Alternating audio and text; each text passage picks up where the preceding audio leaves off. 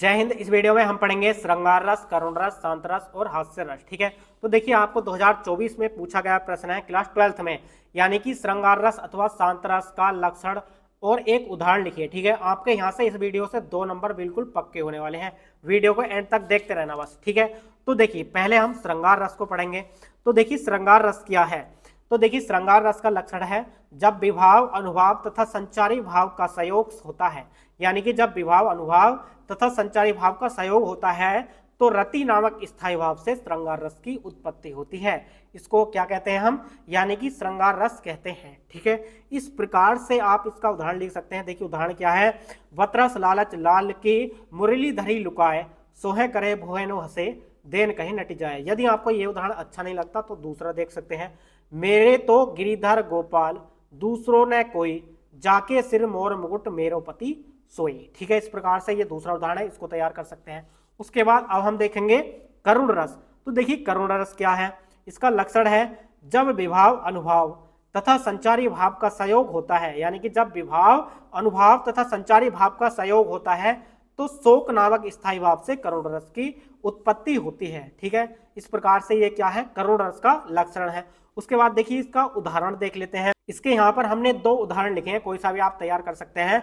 मणि खोए भुजंग सी जननी, फनसा पटक रही थी शीश, अंधी आज बनाकर मुझको किया न्याय तुमने जगदीश। उसके बाद देखिए इसका नेक्स्ट उदाहरण है, इसको लिख सकते हैं। आपको इस पर भी एकदम फुल मार्क्स मिलेंगे।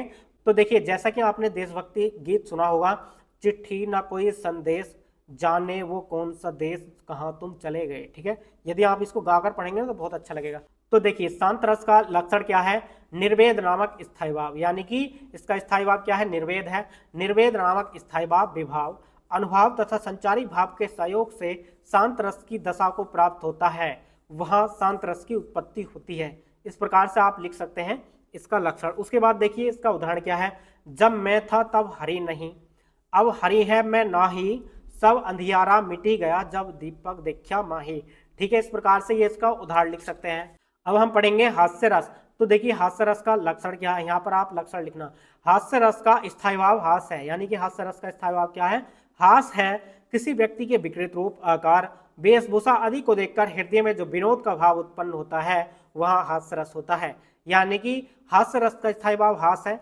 किसी व्यक्ति के विकृत रूप, आकार, वेशभूषा आदि को देखकर मन में जो खुशी का भाव उत्पन्न होता है वहां हास्य रस होता है। इस प्रकार से भी लिख सकते हैं।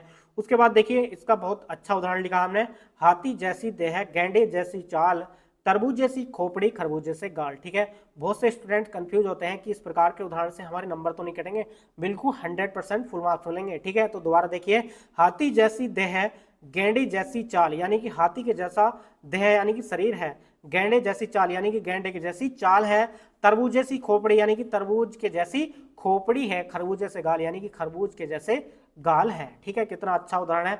देखिए वीर रस रह गया था, इसको भी देख लेते हैं। वीर रस का लक्षण क्या है, उत्साह नामक स्थायी भाव तथा विभाव और संचारी भाव के सहयोग से वीर रस की उत्पत्ति होती है। यानी कि उत्साह नामक स्थायी भाव, यानी कि स्थायी भाव क्या है, इसका उत्साह है। उत्साह नामक स्थायी भाव, विभाव और संचारी भाव के सहयोग से वीर रस की उत्पत्ति होती है। ठीक है, तो देखिए इसका उदाहरण है, जैसे कि आपने देशभक्ति गीत सुना होगा, बिल्कुल उसी पे लिखा हमने, वतन वालों वतन ना बेच देना। ठीक है, इसको आप गाकर पढ़ना, बहुत अच्छा लगेगा। शहीदों के कफन ना बेच देना, शहीदों ने जान दी है वतन के वास्ते, शहीदों के कफन ना बेच देना। ठीक है, इस प्रकार से आप याद कर सकते हैं, इसको लिख सकते हैं। बुंदेले हरवोलों के मुंह, हमने सुनी कहानी थी, खूब लड़ी मर्दानी, वह तो झांसी वाली रानी थी। ठीक है, तो इस प्रकार से आप इसको लिख सकते हैं। तो डियर स्टूडेंट वीडियो को लाइक कर देना। ये वीडियो आपको कैसी लगी कमेंट्स बॉक्स में कमेंट करके बताना। तो डियर स्टूडेंट चलिए मिलते हैं नेक्स्ट वीडियो में नेक्स्ट टॉपिक के साथ, तब तक के लिए जय हिंद, वंदे मातरम।